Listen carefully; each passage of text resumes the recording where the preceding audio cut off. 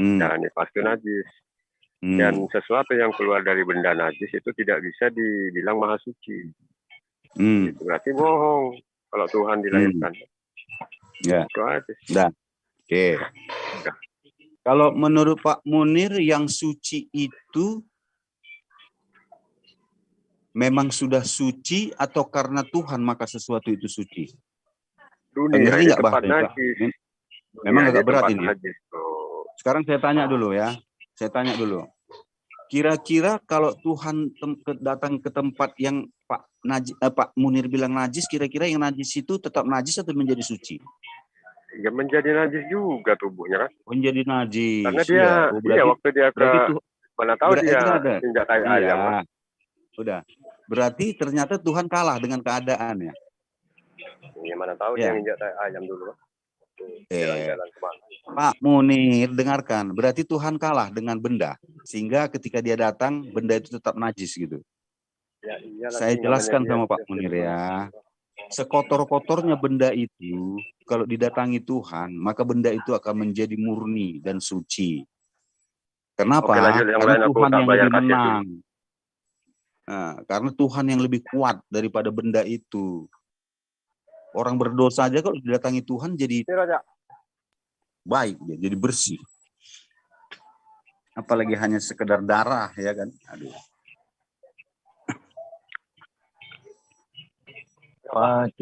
Jadi ini kadang-kadang pemahaman orang yang tidak ngerti. Masa kan Tuhan kalah dengan hanya sekedar darah?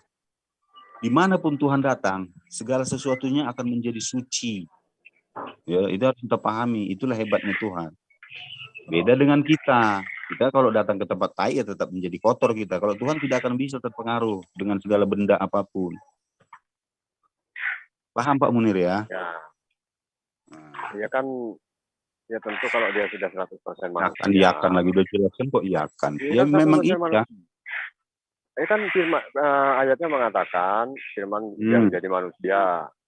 Kok firman jadi manusia lagi? Sudah saya ulangi jelas. Kalau jadi manusia, Logos inkarnasi. Makanya saya bilang, perhatikan narasi yang saya bangun. Jangan Pak Amir membangun narasi sendiri. Jelas nggak itu? Poin-poin apa yang saya sampaikan itu yang ditanggapi. Jangan buat poin sendiri lalu menanggapi sendiri. Nggak nyambung. Lanjut dulu yang lain, aku mau bayar kasir dulu. Kasir dibayar. Saya mau bertanya Pak Ginting. Banyak, silakan. Oh iya, silakan. Ya, siapa lagi yang mau bertanya? Iya, Mbak Lona, silakan. Boleh. Saya menjadi apa ya, idola, banyak kan yang ingin bertanya. Senang saya. Kegeeran lah.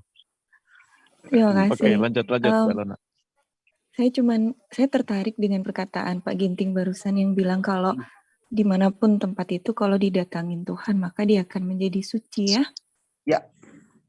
Iya. Memang konsep itu rasanya agak janggal buat saya karena apakah layak misalnya Tuhan mendatangi toilet, mendatangi tempat kemaksiatan, tempat pelacuran misalkan, apakah dengan kedatangan Tuhan ke sana maka semuanya akan menjadi suci? Iya. Mohon tanggapannya, Pak. Oke ya. Saya bilang kedatangan Tuhan ini tentu bisa berbagai macam dasar ya. Dasar, gitu kan bisa kan? Sama seperti kita ketika ingin mendatangi sesuatu kan mungkin ada landasan-landasan mengapa kita mendatangi itu kan. Ini harus kita jelaskan juga di sini, Bu. Contohnya, kalau memang Tuhan ingin mendatangi tempat itu sebagai suatu harus yang menjadi kudus dan suci, tentu tempat itu akan menjadi kudus dan suci. Tetapi kalau Tuhan mendatangi umpamanya tempat pelacuran gitu ya kan, tapi dia sekedar ingin menyampaikan suatu ajaran, itu lain lagi ceritanya kan gitu. Makanya banyak orang yang datang ke tempat-tempat pelacuran memberitakan tentang ajaran agama gitu.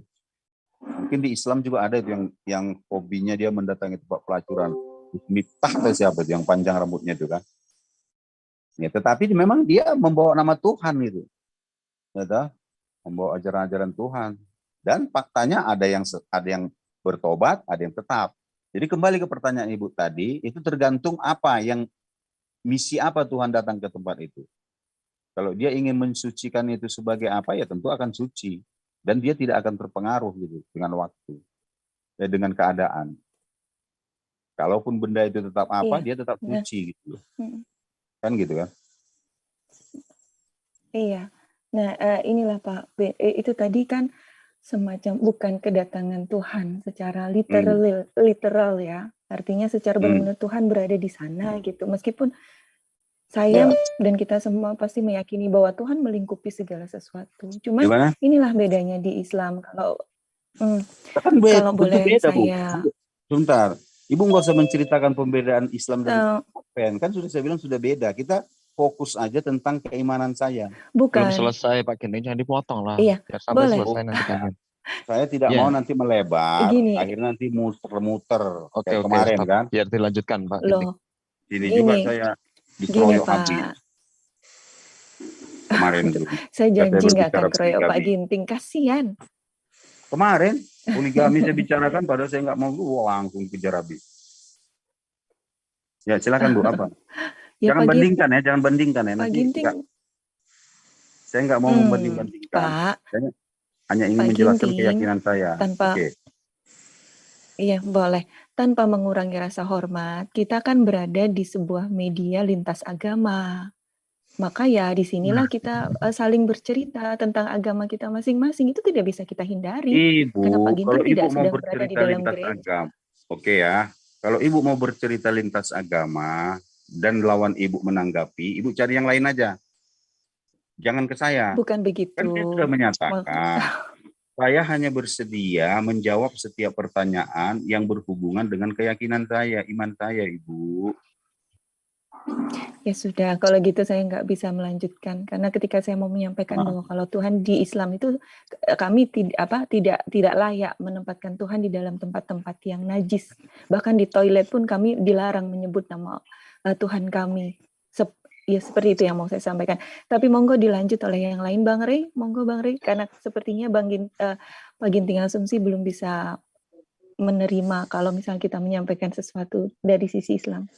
Terima kasih Pak Ginting, mohon maaf. Begini Bu Lona ya, Tuhan kami meliputi segala sesuatu. Ingat kalimat itu ya.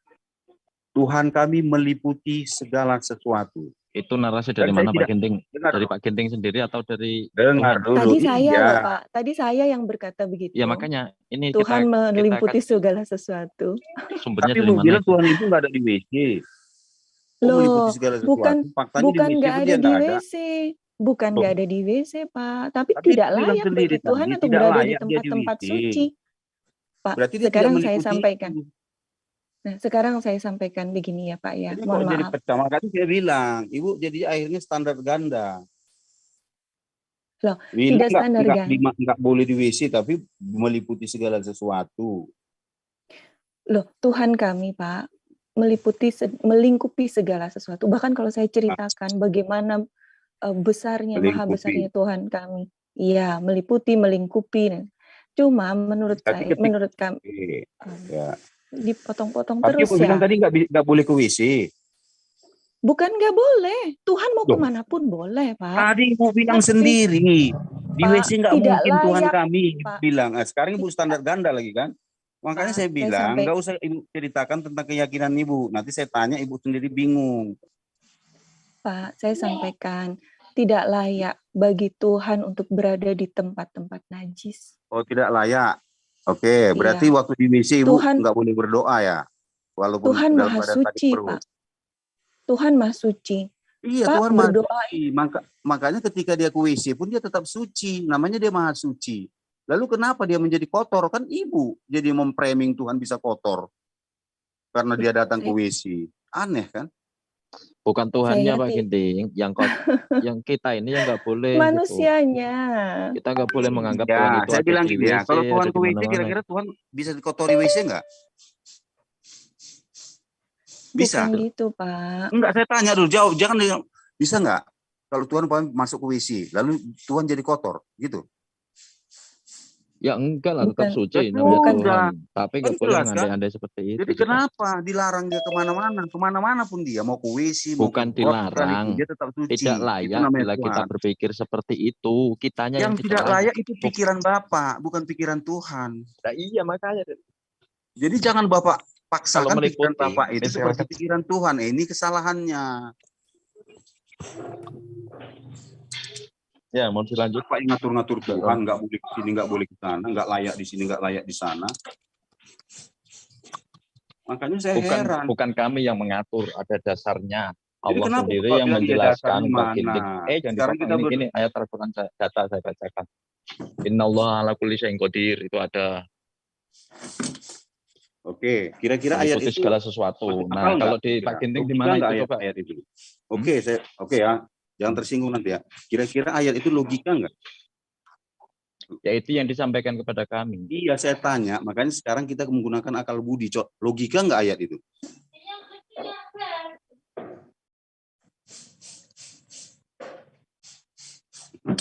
Coba kita pikirkan, logika nggak? Dari mana kompeten kita untuk menilai suatu kitab yang itu adalah dari Tuhan? Pak Ginting, pertanyaan Anda ini gimana ya? Membagongkan. Ya? Ini aja Ting, saat Yesus. Ya logika lah, kalau Tuhan, di... kalau Raja Fir'aun di dalam laut, berarti nggak ada di daratan. Kan begitu mikirnya. Kalau meliputi segala sesuatu, apapun bisa dikuasai, bisa dilihat semuanya, Maha tahu segala-galanya. Itu loh. Ting, saat Yesus ada di Israel, berarti Tuhan ada di mana, Ting? Pak Munir, boleh? Boleh, Pak. Sedikit masuk. Ya, saya masih bahas sedikit yang Pak Ginting. Mohon maaf sebelum saya juga pamit nanti. Ini Pak Ginting, bagaimana dengan kalau Yosua 22 ayat 19 ya Pak Ginting? Pak Ginting masih monitor?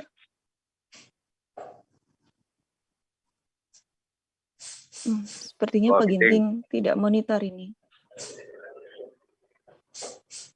Yang kena nih sekali Pak. Masih monitor Pak Ginting itu. Assalamualaikum Mbak Josel. Waalaikumsalam warahmatullahi wabarakatuh. Waalaikumsalam Mbak Josel. Waalaikumsalam warahmatullahi wabarakatuh. Semua semoga dalam keadaan sehat ya. Assalamualaikum semuanya. Ada Mbak Josel. Amin. Yang mau ke sore Mbak Josel, selamat sore juga. Assalamualaikum Mbak Lona semuanya. Ohoi. Siang Bang. Ini masih siang, belum sore. Oh iya. Pak Ginting. Selamat siang Pak Ginting. Kamu baik-baik saja, Ting? Jangan-jangan stroke lagi. Pak Ginting kemana ya? Tapi tadi nggak ada suara azan ya? Beliau masih sibuk mungkin. Ya, barangkali tadi ada suara azan. Dilanjutkan nih obrolan nih Pak Ginting nih. Bagus juga pemahamannya. Coba. Pak Ginting. Ini pasti tidur pura-pura dengar orangnya, Bang. Gimana ya? Nggak kena mental dia mungkin nih, gara-gara pertanyaan nih. Mungkin koneksinya susah. Iya. Pak Ginting, monitor saya punya satu pertanyaan nih, terakhir nih, sebelum saya ke kampus. Mana beliau ini? Mic-nya sih masih dibuka ya Mbak Josel ya? Iya, beliau kayaknya tidur pura-pura dengar kayaknya. Aduh. Kata Pak Sajat cuma bicara sama dia, karena dia nggak pakai logika, hanya pakai imajinasi. Tapi sebenarnya ngobrol sama Pak Ginting tuh enak loh orangnya. Sebenarnya ya. Cuman kadang-kadang kita berbeda dengan mungkin karena keimanan yang berbeda ya. Tetapi Pak Ginting ini sebenarnya orangnya ya mungkin semoga nanti Pak Ginting akan ngerti lah mana yang benar mana yang tidak. Beliau juga salah satu orang yang mengikuti hukum Torah itu juga ya. karena Advent itu tidak makan apapun yang diharamkan itu tidak dimakan juga kan. Beliau kan Advent ya, Pak Ginting ini ya. Tapi ya mau nggak mau harus ikut Paulus juga, Pak. Gimana, Bang Munir?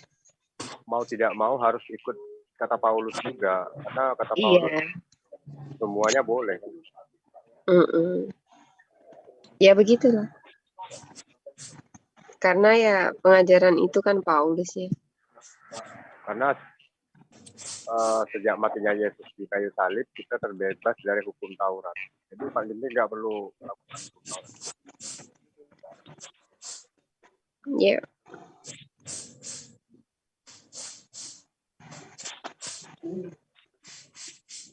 Oke, baik.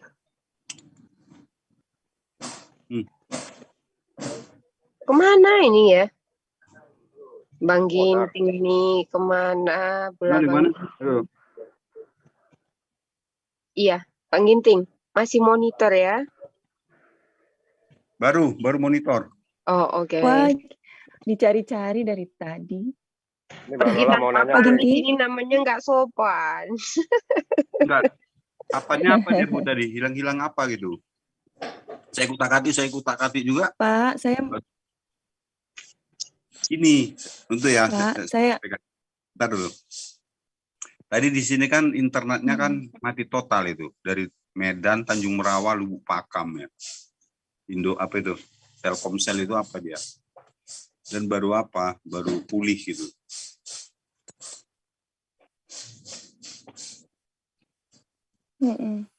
Pak Ginting, boleh saya lanjutkan satu pertanyaan lagi? Mohon izin. Boleh, gini aja Bu. Maksud saya gini lah ya supaya enak.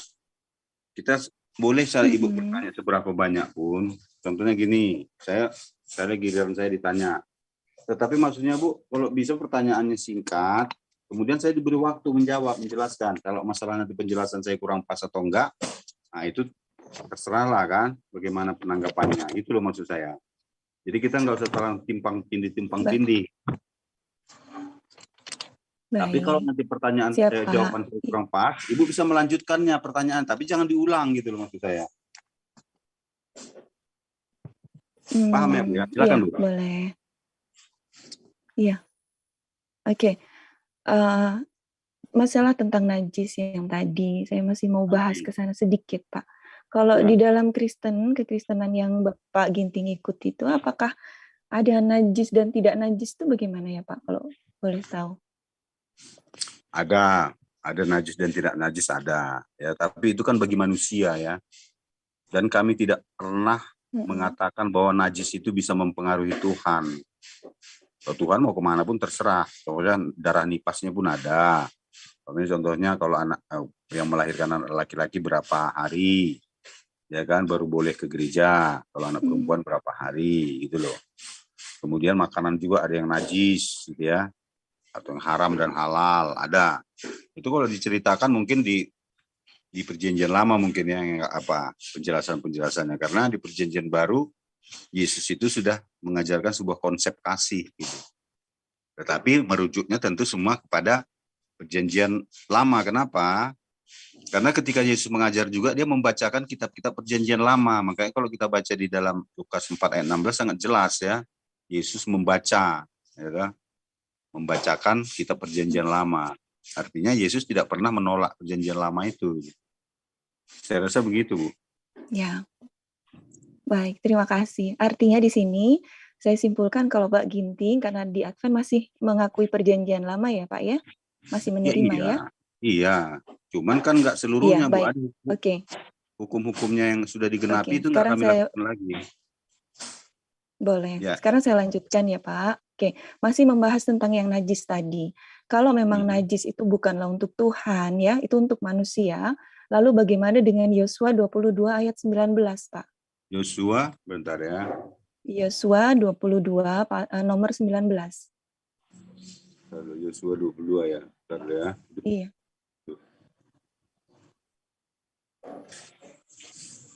Loh, kan ini agak internetnya agak apa nih, susah dia buka apanya. Bentar ya, aduh.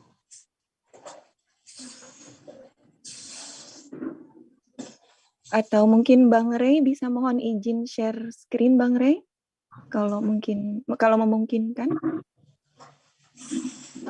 Tanya udah Yosua ya. Yosua berapa tadi, Bu? Yosua 22 nomor 19. Yosua 22. 19. Akan tetapi jika sekiranya tanah milikmu itu najis, marilah menyeberang ke tanah milik Tuhan. Gitu? Itu tempat kedudukan kemah suci Tuhan, dan menetaplah di tengah-tengah kami. Tapi janganlah memberontak terhadap Tuhan, dan janganlah memberontak terhadap kami dengan mendirikan mesbah bagimu sendiri, selain dari mesbah Tuhan. Apa maksudnya ini, Bu? Pertanyaannya apa? Iya, ini yang saya mau tanya itu kalimat apa ya namanya? Kalimat pertama ya. Namun jika tanah milikmu itu najis, menyeberanglah ke tanah milik Tuhan. Artinya yang saya mau tanyakan di sini, ada tanah milikmu najis. Apakah yang tanah milik manusia itu juga bukan tanah milik Tuhan? Apa bedanya tanah milikmu dengan tanah milik Tuhan, Pak? Bukankah segala sesuatu ini milik Tuhan ya? Ya. Sekarang begini, kan ada konsep-konsep tentang penggunaan bahasa untuk disampaikan sehingga mereka mengerti gitu ya. Tetapi bagi Tuhan tentu bisa saja semuanya tidak najis, semuanya najis, tapi bagi manusia gitu. Karena di dalam diri Tuhan kan tidak ada kenajisan, dia tidak mau najis gitu ya kan. Segala sesuatunya pasti sesuai dengan kehendaknya. Ini kan hanya menceritakan tentang, kalau kita baca nanti dari ayat pertama itu kan tentang Yosua memanggil orang-orang Ruben dan orang-orang Gad, ya kan, dan setengah suku Manasye gitu. Ini maksudnya ya tentang hal-hal yang diperkenakan kepada mereka, bukan kepada Tuhan, gitu loh. Ini kan hanya untuk menyampaikan, si Yosua aja yang berbicara kepada orang-orang itu gitu. Kalaupun panjang kalimat tadi ya, saudara. Seharusnya jika tanah milikmu itu tidak tahir ya, ini terjemahan apalah ya. Kamu bisa menyeberang ke tanah milik Yahweh, di tempat tabernakel Yahweh berdiam, dan milikilah tanah di antara kami. Tetapi janganlah memberontak terhadap Yahweh, dan janganlah memberontak terhadap kami dengan mendirikan sendiri sebuah mesbah bagimu di samping mesbah Yahweh Elohim kita, gitu kan. Ya sebenarnya ini hanya untuk, saya nggak tahu ini tahir yang bagaimana ini, ya kan. Ya tapi ini sebenarnya masalah tahir atau tidaknya ini bukan untuk Tuhan sebenarnya, untuk kita manusia. Manusia bisa terpengaruh dengan situasi dan lingkungan, gitu. Mungkin kalau kita perdalam lagi, bisa seseorang terpengaruh dengan gravitasi dan lain sebagainya, saya panas, suhu, ya kan, lokasi dan sebagainya, saya rasa, Bu. Ya. Iya, boleh saya lanjutkan, Pak? Lanjut. Iya, jadi sebenarnya fokus saya ini ada di tanah milikmu yang najis dan tanah milik Tuhan. Saya mau fokus kedua terminologi itu gitu. Jadi kalau tanah milik Tuhan itu apa, tanah milikmu yang najis itu apa, itu dulu Pak. Monggo. Ya. Jadi begini, kalau kita berbicara tanah, segala sesuatunya itu kan milik Tuhan secara hakikat ya. Tetapi ada beberapa wilayah ya, wilayah yang kemudian orang-orang manusia itu sendiri mengklaim bahwa ini tanah suci, itu tanah yang tidak suci, ya kan? Kan ada gitu kan? Apakah di sini tanah itu tanah suci, benar-benar suci, atau ini di luar itu tidak tanah suci? Ini kan sebenarnya hanya bahasa yang bagaimana ya? Bahasa untuk menyampaikan pesan kepada seseorang agar pesannya itu sampai gitu loh. Saya nggak tahu apakah di Arab sana itu tanah suci, kemudian di Indonesia bukan tanah suci, padahal semuanya juga milik Tuhan gitu kan. Tetapi itu ingin menjelaskan bahwa ya mungkin dimaksudkan ayat ini bahwa apa yang dianggap Yosua setiap tanah ya, setiap lokasi di mana di situ ditunjukkan Yahweh untuk didiami, maka mereka mengklaim itu tanah suci gitu. Bisa jadi. Dan di tempat-tempat orang lain di mana istilahnya orang itu tidak menyembah Tuhan, dianggap tanah orang-orang yang durhaka gitu kan, sehingga tanahnya pun jadi tidak baik, pokoknya begitulah. Tapi ya kita sama tahu ya, semua tanah ini kan milik, jangankan tanah ya, dunia ini pun milik Tuhan gitu. Kita aja kadang-kadang yang mempetak-petakkannya, ini tanah suci, ini bukan ya. di negeri orang kafir, ini bukan itu kan. Padahal gimana itu? Memang ada negeri orang kafir kan? Nggak ada juga. Begitu saya rasa Bu penjelasan yang bisa saya sampaikan. Baik, terima kasih. Saya boleh nanya terus lagi ya Pak ya? Mohon maaf. Lanjut. Nggak apa-apa ya Pak ya? Nggak apa-apa. Iya, terima kasih. Kalau masalah tadi Pak Ginting menyampaikan bahwa ini kan manusia yang mendikotomikan lah, yang membatasi begini begitu. Cuma kita semua paham, kita semua pasti saya yakin sih semua kita paham bahwa kitab suci itu diturunkan Tuhan memang untuk manusia. Tuhan tidak membutuhkan kitab suci, bahkan Tuhan tidak membutuhkan kita. Tapi karena Tuhan sayang sama manusia, maka diturunkan kitab suci sebagai pedoman. Maka di sana ada kan yang namanya ini yang baik, ini yang tidak baik, ini yang halal, ini yang haram. Semua itu untuk manusia kan Pak ya, bukan untuk Tuhan gitu loh. Itu yang mau saya sampaikan terkait jawaban Bapak yang tadi.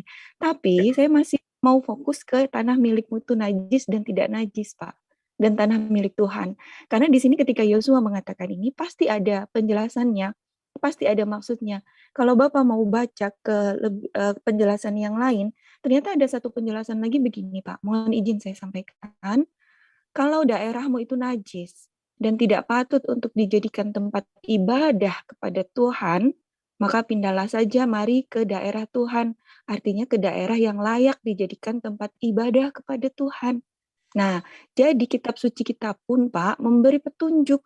Bukan kita, bukan manusianya yang membatasi bahwa Tuhan tidak boleh ada di toilet, Tuhan tidak layak ada di, bukan kita Pak. Tapi kitab suci kita, ajaran kita sudah menyampaikan bahwa Tuhan itu maha suci, tidak layak kita menempatkan Tuhan ada di tempat-tempat yang tidak suci alias najis. Nah itu yang mau saya sampaikan tadi Pak sebenarnya.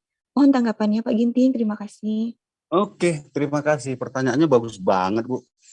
Tengok ya kalimatnya. Ibu sendiri mengatakan, kalaupun daerahmu itu, ya, kalaupun daerahmu itu tidak tahir lah atau najis, ini tidak tahir ya. Ini apa sebenarnya? Apakah daerah itu tidak tahir atau tidak ya? Sebenarnya bukan. Tetapi ada suatu daerah yang kemudian manusia itu mengatakan daerah itu najis. Kenapa? Karena orang-orang itu menganggap bahwa penduduk setempat itu tidak akan mau berubah gitu. Oleh karena itu harus segera tinggalkan. Bangun rumah ibadahmu di tempat lain di mana daerah itu tahir, istilahnya bersih ya. Sebenarnya najis apa itu kan kotor atau apa ya. Tahir ini kan tahir, bersih. Bersih dari pikiran-pikiran orang jahat. Contohnya ada sebuah daerah Sodom. Seperti Sodom itu loh. Untuk apa kita bangun di situ apa? Karena orang-orangnya sudah nggak mau lagi di situ bertobat gitu. Jadi makanya kita harus pindah. Nah inilah makna daripada apa ini. Saya belum membaca seluruhnya gitu loh, tapi saya sudah bisa mereka-reka ya. Jadi tanah itu sebenarnya tidak ada yang najis, tidak ada yang kotor. Cuman keadaannya itulah yang kita diciptakan manusia yang membuat akhirnya tanah itu menjadi dianggap najis atau kotor, atau daerah itu dianggap sudah tidak baik lagi gitu. Sudah kotor dengan pikiran manusianya. Oh, berarti dengan pikiran-pikirannya ya Pak. Misalkan kalau misalkan di gereja, ini saya misalkan di tempat ibadah Pak Ginting di gereja, kemudian di dalam gereja itu, atau gini aja deh, saya ingat kisah tentang Yerusalem ya, ketika waktu itu di bawah penjajahan Yunani, kan saya ingat ketika dibebaskan salah satunya itu banyak kotoran tuh yang ditumpuk-tumpuk di sana itu.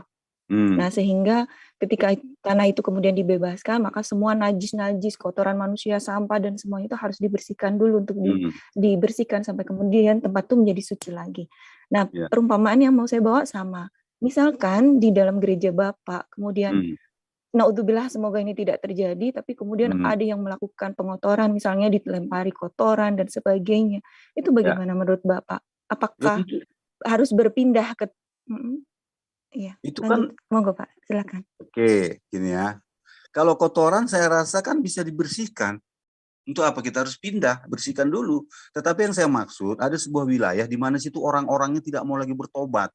Contohnya begini, kalau ada gereja saya, tiba-tiba di dalam gereja itu 99% orangnya mau pindah ke agama lain, pokoknya ke agama Islam. ya tentu kami yang merasa minoritas akan pindah dari situ, membangun rumah ibadah di tempat lain, dan tidak akan kami pertahankan itu, karena nanti akan menimbulkan kekacauan, dan kami anggap itu sudah tempat yang tidak layak lagi gitu loh. Bukan saya katakan najis atau kotor ya, sudah tidak tahir lagi lah, maksudnya tidak tahir itu sudah tidak bisa lagi bersih daripada apa yang kami pikirkan begitu loh Bu. Jadi kami harus pindah. Tetapi kalau sekedar kotoran, ada orang berak atau mungkin anak-anak lah, atau orang tua jalan tiba-tiba terbuang air, anak-anak itu umpamanya apa gitu, ya dibersihkan. Begitu dia Bu. Baik Pak, jadi oke, saya sekarang mulai memahami arti najis yang Bapak Ginting bawa di sini itu sepertinya lebih ke najis hati ya, najis apa ya, semacam itu ya Pak ya? Apakah benar begitu Pak? Mohon saya dikoreksi jika saya salah. Salam.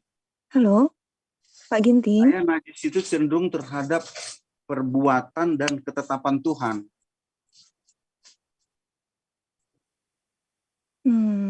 Jadi Larangan di ya, ayat di gitu. Yosua 20. Oh baik. Sebelumnya gini Pak, saya mohon maaf ya jika ada sedikit delay karena saya ini kan di Inggris, mungkin ada sekitar berapa detik delay. Jadi saya tidak bermaksud untuk menimpali Bapak ketika berbicara. Mohon maaf ya Pak. Oke. Ya. Salam. Jadi tetap saya mau mengembalikan ya. Shalom. Tetap saya masih mau mengembalikan ke Yosua 22 ayat 19 ini, Pak. Karena jika saya baca, ada saat ini saya melihat dari Alkitab Sabda ya, ada 1, 2, 3, 4, 5, 6, 7, 8, 9, 10, 11, 12, 13, 14, yang berbahasa Indonesia. Yang saya baca itu yang berbahasa. Ada 14 penjelasan tentang Yosua 22 ayat 19 ini. Dan di situ tidak ada dikatakan sama sekali bahwa najis yang dimaksud di sini adalah najis yang seperti Bapak sampaikan tadi. Ya. Jadi dia memang lebih fokus seperti yang saya sudah baca salah satunya tadi bahwa tempat ini kotor gitu. Tempat ini tidak layak untuk dijadikan sebagai tempat ibadah Tuhan. Ini saya bacakan salah satunya yang ini. KSKK. Kamu kira tanahmu itu kotor? Kalau begitu, seberangilah sungai dan datanglah ke wilayah Yahweh, di mana terdapat tenda sucinya, dan datanglah tinggal di antara kami.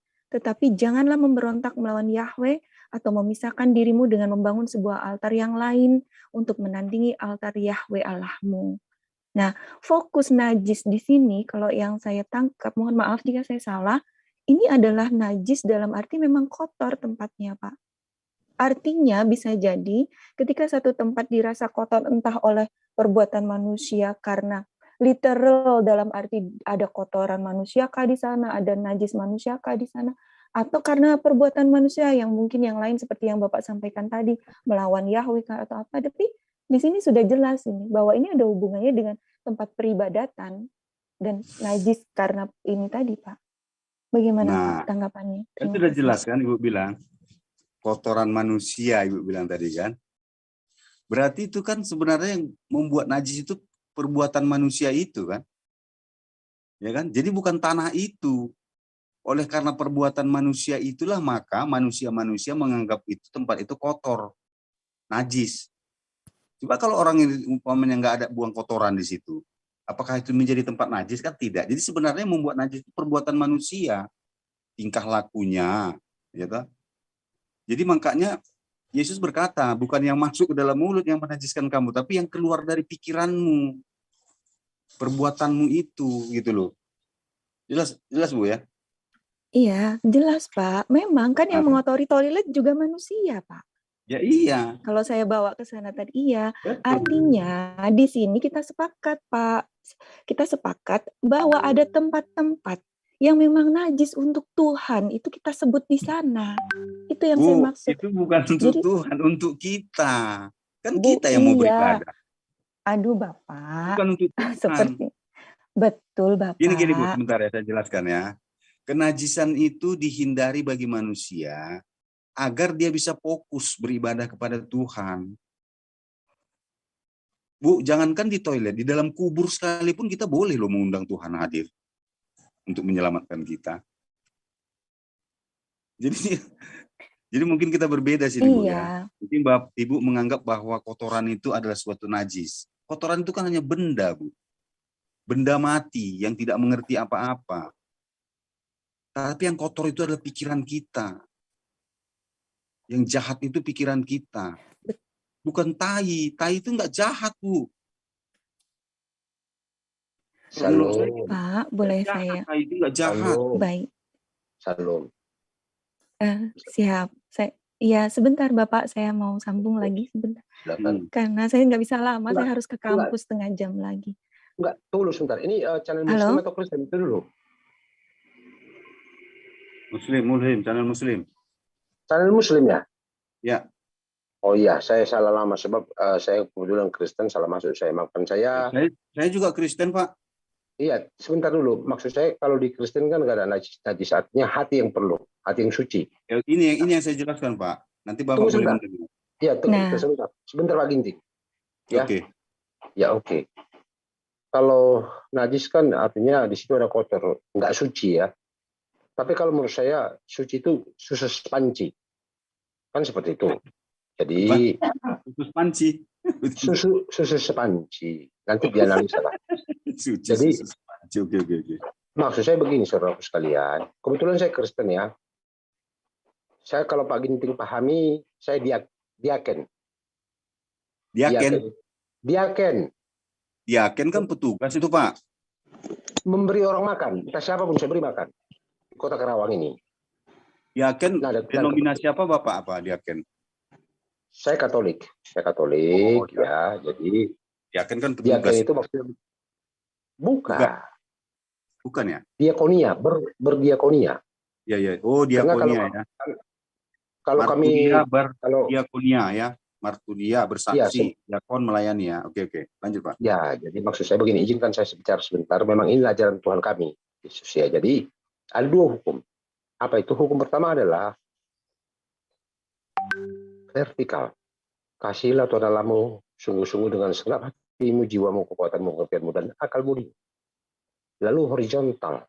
Salib itu kan vertikal dan horizontal. Horizontalnya adalah kasihilah sesamamu seperti dirimu sendiri. Jadi sama, Pak. Maaf. Iya. Hablum minallah wa hablum minan nas. Ya lanjut. Iya, maksudnya begini Bapak. Kalau saya di sini kan di tengah-tengah serigala Bapak, di kampung Bapak sendiri. Nah, serigalanya siapa? Bukan serigala, Bang. Serigalanya, maksudnya serigalanya gimana? Artinya begini loh. Kalau kami kan sedikit disentil nggak senggol bacok. Jadi yang lain saya nggak tahu, saya nggak sebut agama ya.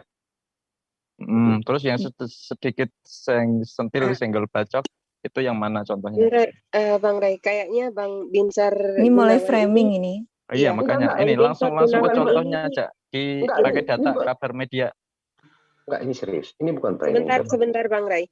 Gini Bang Binsar Gunawan, maksud Abang dengan sekali senggol atau bacok itu bukan tentang agama tapi personality. Anda tidak boleh bicara seperti itu ketika kita di dalam ranah diskusi lintas agama, dan itu nggak boleh seperti itu. Karena even you talk everything is all about apa ya? Seperti itu nggak boleh.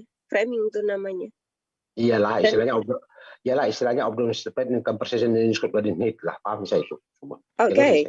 If you understanding that is okay, but if you don't be framing all about another No. Sebentar. Oke. Saya paham. Jadi silakan. Ya, jadi kita di sini walaupun beda kepercayaan lah ya. Hendaknya kalau dibilang itu masalah version, lalu pada saat dia dimakamkan, dikuburkan, dia pakai itulah, tapi oke, nggak melebar lah, dia nggak melebar, iya kan? Jadi begini, saya mau tanya, kalaulah Tuhan banyak, misalnya Tuhan Kristen beda, Tuhannya saudara kita Muslim beda, Tuhan Buddha beda, Tuhan Hindu beda, Tuhan aliran kepercayaan beda, atau Konghucu beda. Lalu kalau Tuhan itu perang, bagaimana? Hancur bumi kan? Dan kita yakin hanya satu Tuhan, pengendali segala yang ada di bumi, di bawah bumi, dan di atas bumi. Tapi caranya kita berbeda. Maksud saya di sini begini, Ibu. Ceritanya yang beda, Pak. Ceritanya yang tertulis di kitab bisa berbeda. Betul. Jangan. Tapi saya di sini maksudnya bukan framing, enggak. Tadi dikatakan Tuhan tidak membutuhkan kita. Justru Tuhan membutuhkan kita, makanya diciptakan kita manusia. Gitu loh. Karena kita diperintahkan isilah sebanyak-banyak buat bumi, kan gitu kan. Nah, Tuhan itu membutuhkan kita untuk kita puji, kita sembah, dan kita muliakan. Bukankah begitu? Kalau Tuhan tidak membutuhkan kita, ngapain Tuhan ciptakan manusia? Itu aja. Bedakan, Pak. Permintaan dengan perintah itu bedakan, Mas. Nggak mesti sama itu. Kalau perintah bukan berarti itu membutuhkan. Oh ya, itu salah satunya beda pendapat kita, Pak ya. Nah, iya, Tapi iya. beda pendapat bukan berarti lawan ya, apalagi musuh ya. Oke, setuju. Iya, jadi kita lanjut ke ini dulu. Kita skip dulu, Pak ya, ke Mbak Lonana biar selesaikan sama Pak Binsar. Iya. Pak Binsar bilang tadi Tuhan itu cuma satu. Ya. Alasannya apa Bapak bilang Tuhan satu? Tuhan Islam, Tuhan Katolik, Tuhan kalau Tuhan begini Bapak, kalau Tuhan banyak, jangankan manusia berperang, ya, seperti sekarang Ukraina dan Rusia, atau Afghanistan dan Taliban. Bagaimana kalau Tuhan berperang? Apa yang terjadi? Sebab Tuhan kan maha kuasa, maha dahsyat, maha hebat. Lalu gini Pak, saya coba ilustrasikan. Apakah waktu zaman Musa nggak banyak Pak Tuhan? Ada Asitores, ada Baal. Apa itu bukan Tuhan maksud Bapak? Itu yang dituhankan manusia, begitu kan Pak? Iya. Bentar dulu. Tuhan iya, kalau Tuhannya sesungguhnya harusnya satu. Pak, nggak mungkin lebih dari satu. Pak Rai, biar kami dulu yang menyelesaikan. Iya, silakan. Apa dulu? Ya gini Pak Binsar ya. Di dalam Alkitab juga dituliskan banyak Tuhan-Tuhan dan Allah-Allah seperti itu kan. Ilah-ilah lain ya, betul. Nah, benar nggak? Banyak kan? Betul. Tetapi Tuhan manakah yang benar? Ini yang harus kita jelaskan Pak Binsar. Apakah Tuhan Yesus atau bukan itu loh? Itu tadi yang mau saya jelaskan, tapi kan karena dipotong saya bisa apa? Nah, ya. Kan jadi jangan kita bilang Tuhan itu satu, Tuhan itu banyak. Tuhan yang Maha Esa itu tidak ada yang lain gitu loh maksud saya. Paham, saya paham. Itulah yang diyakini Kristen, Bapa di dalam Yesus kan itu kan, benar nggak? Betul, tetapi saya juga menghargai apa yang dipercayai saudara kita Muslim. Saya hargain juga, gitu loh. Iya, menghargainya kan Pak, nggak bisa kita bilang sama. Nanti iman kita jadi morat-marit. Oh ya paham, oke, lanjut. Oke. Paham.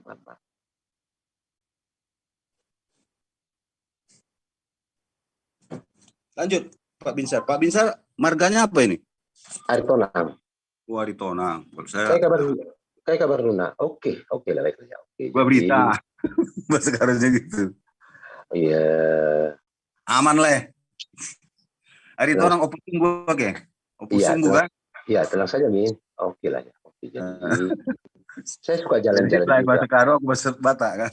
Enggak begini saudaraku ya. Enggak, ini yang sebenarnya ya. Kami sungguh-sungguh mengasihi kepada sesama ya. Setiap hari Jumat. Ini setiap hari Jumat ya. Bolehkah saya sebutkan nama channelnya? Yang punya channel saya nggak tahu ini siapa yang punya channel. Itu malah saya live kan untuk buka dapur umum. Saya berkolaborasi dengan Pak Haji Ismail untuk merubah paradigma kita, artinya agamamu, agamaku. Yang pastinya silakan berjalan di rel masing-masing. Itu aja. Gitu loh. Ya kan? Jadi kalau di kita Muslim kan ada Jumat Berkah namanya ya. Ya. Jadi kalau kami juga berbagi itu berdiakonia itu maksudnya sama juga dengan bersedekah. Saya selalu live kan itu di Damai Sukacita Channel. Siapa saja yang datang, ada saudara kita yang dari Tionghoa, ada saudara kita yang dari Sunda, siapa saja datang. Itu jam 6.30 sampai jam 11 kita live kan, saya live kan itu. Nah, penyelenggaranya juga Pak Haji Ismail dan yang lain-lain untuk kota saya ini. Maksudnya begini loh, walaupun kita beda kepercayaan, bergandengan tangan saja. Itu maksud saya kawan, bukannya ada maksud prank. Enggak. Jadi saya sangat simpati tadi apa yang dibicarakan si Ibu tadi, menanyakan ke Pak Ginting dan seterusnya. Oleh karena itulah saya bertahan. Tapi kalau berdebat, caci maki itu, itu nggak ada ajaran agama, itu bukan ajaran agama, itu caci maki.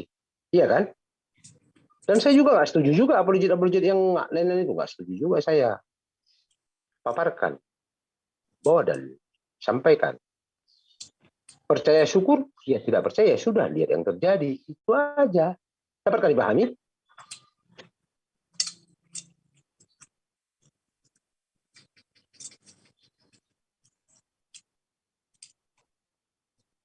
Waduh, kayaknya karena hipnotis nih, gara-gara suara saya ini. Tidak, lanjutkan saja. Mungkin Bang Ginting juga lagi menyimak Bang Binsar. Karena ya seperti itulah. Seharusnya kalau memang pembicaraan untuk kenapa sih adanya diskusi, berarti ada sesuatu yang beda. Tetapi even different, we must be respect each other. That is important for we life. So it's never had another religions. I think that is impossible thing. Iya kan? Ya, terima kasih Bu. Jadi kebetulan saya ini di rumah singgah orang tua kami, keluarga besar kami ya. Saat ini pun nanti saya open cam, boleh kah? Ini saat ini pun ada orang ini mau numpang tidur. Ini mau numpang tidur di Muslim ini. Siapa? Ada. Bilang apa? Orang Muslim numpang tidur? Di tempat saya karena rumah singgah nggak bisa. Kalau rumah singgah jangan pernah bilang orang Muslim numpang tidur, nggak boleh. Anda mendirikan rumah singgah itu it's for everyone loh. Bukan. Tadi siapa saja, Ibu, siapa saja pemulung, orang gerobak, orang karung pun don't see if all the Muslim is living in here because karena abang mendirikan rumah singgah itu untuk semua orang. Tidak melihat agama, tidak melihat apapun. Rumah singgah sekalipun, rumah singgah oleh orang Muslim mendirikan pun, orang agama apapun boleh masuk, termasuk Anda. Jadi jangan bilang bahwa orang Muslim numpang tidur juga di sini. No, don't say that. Gitu. Nggak boleh bilang kayak gitu. Rumah singgah itu is for everyone, tidak dilihat dari agamanya, oke? Iya, justru itu mungkin Ibu salah persepsi atau salah budaya untuk pembicaraan, maksud saya ya. Paham nggak Oke? Jadi silakan. Ya, nah, tadi kan saya sudah bilang, pertama hukum kedua kami adalah kasihilah sesamamu seperti dirimu. Siapapun dia, sebab manusia itu ciptaan Tuhan. Siapapun Tuhannya, bukankah begitu? Itu. Tadi saya mau buka cam, nggak bisa dibuka. Entah bagaimana caranya, saya nggak tahu ya. Gimana caranya ya? Oke. Bisa ya? Coba Bang Ray mungkin bisa kok dibuka open cam bisa. Enggak, ini tinggal saya start ada video. Oke. Ini start video. Ya. Halo. Assalamualaikum. Waalaikumsalam warahmatullahi wabarakatuh. Iya. Kenapa minta dibuka apanya? Iya, sudah Bunda, sudah. Ini sudah dibuka, iya. Ada apa Bang, gimana? Enggak ada artinya, Ibu. Kami kepada sesama tetap cinta. Kepada sesama tetap cinta, tapi jangan pernah bilang orang lain itu ketika Anda mendirikan suatu rumah singgah itu otomatis banyak orang yang di situ. Jangan pernah Anda bilang numpang. Kalau Anda bilang orang lain numpang di rumah singgah, Anda mending tutup aja rumah singgahnya gitu. I am sorry I talking that. I'm sorry. Itu hanya beda ini aja Bu, penyampaiannya. Jadi penyampaian itu boleh, tetapi tidak boleh secara brutal seperti itu karena itu menurut saya sangat tidak menghargai orang lain. You know what I mean? Itu menurut Ibu kan, menurut orang bagaimana pula? Gitu. Menurut siapapun seperti saya yakin pandangan orang sama seperti saya. Ketika saya memiliki rumah singgah dan kita sama, saya juga orang yang terjun dalam dunia sosial. Tidak pernah saya bilang orang lain numpang atau apapun. Dan kita sama-sama punya, tetapi bedanya I never talking out. Saya tidak pernah ngeluarin kata-kata, orang itu numpang, Ya, tidak betul. pernah. Iya, karena saya mendirikan rumah singgah atau siapapun, itu ikhlas dari hati saya tidak berpikir saya ngasih makan orang-orang ataupun ini. Kalau Anda masih membicarakan kebaikan Anda, numpang. Kita semua numpang loh hidup di dunia Bunda, ini. Sebentar ya. Bunda, sebentar. Saya terusin dulu Bunda sebentar Ya, ya. Bunda Silvana. Ketika saya mendirikan satu rumah singgah ataupun saya mengkafir everything, saya tidak pernah merasa ngasih makan mereka atau apa. Kalau Anda berbuat baik, jangan pernah perlihatkan kepada orang lain. Orang lain sendiri yang akan menilai Anda baik atau buruk. That is important thing in for life, it's you and everyone. Untuk semua orang. Jadi kalau saya bicara dalil Ibu ya, ada dalilnya. Kita berbicara kebaikan, sesuatu tentang kebaikan itu tidak perlu dalil, tetapi dari hati Anda sendiri, that is tulus atau tidak. Begini Bu, coba buka bicara Ibu. Dalil apa? Apakah bicara dalil tentang Bible yang saling mengasihi ataupun kasihilah musuh-musuhmu atau apa? That is not correct. Kasih dulu kesempatan. Silakan. Anda boleh berbicara apapun, tapi jangan pernah Anda framing ataupun Anda merasa membangun rumah singgah terus Anda merasa Anda wow gitu. That is nothing for me because I also like you too. Ibu buka Filipi 4 ayat 5. Anda tidak perlu membawa, ketika Anda berbuat baik sama seseorang, jangan pernah membawa ayat apapun. Oke lah. Atau itu kalau Anda ingin sesuatu tentang ayat atau dalil, kita bisa berdiskusi tentang lintas agama, bukan tentang yang Anda lakukan. Di situ ada orang Muslim yang numpang atau siapapun yang numpang di rumah Anda. Perlu diperbaiki kata-kata Anda untuk tidak. Saya sudah bilang. Boleh saya menanggapi sebentar? Silahkan Bang Ginting, silahkan. Begini Bu, nanti ya saya jelaskan ya. Di dalam kekristenan memberi tumpangan itu adalah Alkitabiah. Ada di ayat-ayat itu memberi tumpangan. Oke, Alkitabiah. Tetapi mungkin buat kami Islam itu lebih lebih sopan tuh tidak berbicara seperti itu ketika Anda berbicara sesuatu tentang kebaikan. Oh ya, orang itu numpang, saya ngasih makan orang-orang begini begitu. That is not correct. Itu tidak benar. Ya. Apalagi di depan orang yang orang itu saat ini ada di sampingnya. Itu terlalu sombong, terlalu tagabur buat saya sendiri ataupun menurut orang. Saya tidak mewakili agama manapun. Ini saya bicara seperti ini. Kami jelaskan Bu. Oke, silakan. Ya. Ketika kami memberikan itu, ada beberapa hal yang terjadi. Satu, memberi bantuan, memberi pinjaman, memberi tumpangan, memberi dengan ikhlas. Ini kan. Jadi ini Pak Binsar tadi itu hanya ingin menjelaskan bahwa apa yang diberikannya itu hanya sekedar tumpangan, bukan langsung memberikan rumah gitu loh. Karena yang berdiam di situ pun ya hanya sebentar gitu, menumpang sebentar gitu. Numpang itu artinya kan hanya sebentar, memberikan dapat sebentar. Benar. Kira-kira gimana Pak Ustaz? Ya. Iya, jadi nanti Ibu buka aja di Filipi 4 ayat 5 atau saya tidak perlu membuka ayat. Kalau kita bermain ayat, kita jangan berbicara tentang kebaikan di dunia nyata. Kalau Anda ingin membuka ayat, kita diskusi tentang ayat saja. Karena saya berbicara, ketika Anda melakukan kebaikan, Anda tidak perlu keluar-keluar di luar sana untuk, wah saya sudah orang baik. Saya juga sama dengan Anda. Saya orang yang sama pula dengan Anda. Tapi saya tidak pernah merasa saya ngasih makan orang. Dari tadi saya perhatikan. Dari tadi. Mungkin orang di sini semua tahu. Dari tadi Anda bilang, saya ngasih makan orang-orang begini, begitu. Anda salah masuk ruangan, Bapak, kalau membicarakan seperti itu. Ibuku, dengan segala hormat, saya bukan ada maksud sombong. Artinya ajaran kami itu. Enggak, maksud saya jangan potong-potong. Nanti Ibu bicara dulu, baru. Oke, silakan. Nanti kalau udah silakan baru saya bicara. Atau siapa dulu? Ibu dulu silakan. Silakan Anda berbicara dulu. Baik. Terima kasih saudaraku semua ya. Jadi kalau di kami itu Bu, nanti itu mungkin Pak Ginting tahu lah itu. Di Matius 25 ayat 44 sampai 46 Bu. Itu perintah Bu. Bukankah perintah itu harus kita jalankan? Bukankah peraturan itu harus kita turuti? Bukankah ketetapan itu harus tepat pada sasaran? Itu dulu. Nanti Ibu buka juga Filipi 4 ayat 5. Jadi sedikit pun sebutir embun pagi pun atau debu lah ya. Bukan ada maksud sombong, bukan Ibu. Karena kami sudah terlatih dalam hal berbagi kepada sesama. Itu maksudnya Ibu. Dan dari situ ada. Nanti Ibu tonton lagi replay video ini, enggak. Atau Ibu cari tahu aja, saya di Joseph Polzang, di Damai Sukacita Channel, di Lucisiana Channel, di Janso Esther. Kami berbagi. Bukan maksudnya mau menyombongkan diri, enggak. Bukankah kita tahu, kesombongan awal keruntuhan, dan akan hancur lebur. Bahkan tulang-tulangnya, bukan itu maksud saya. Artinya kami memberi pengajaran kami. Kalau memang pengajaran Ibu seperti sana ya, saya bisa apa kan? Itu maksud saya. Silakan Bu. Oke, mungkin Bang Ginting mau memberikan apa ya? Mungkin memberikan sesuatu yang ingin dimasukkan atau apa sebelum saya ngomong. Oke, silahkan Bang Ginting. Oke, gini ya, sebenarnya memang mungkin ada miskomunikasi.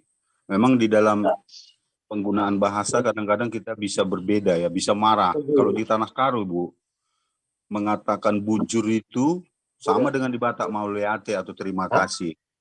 Tapi jangan diucapkan itu sama orang Sunda, nanti bisa selesai kita. Ya, kan? Jadi memang ada kata-kata kadang-kadang yang mungkin berbeda ya, satu kata, kemudian ternyata beda dipahami oleh dua atau tiga orang. Saya rasa itu aja. Ini saya rasa miskomunikasi.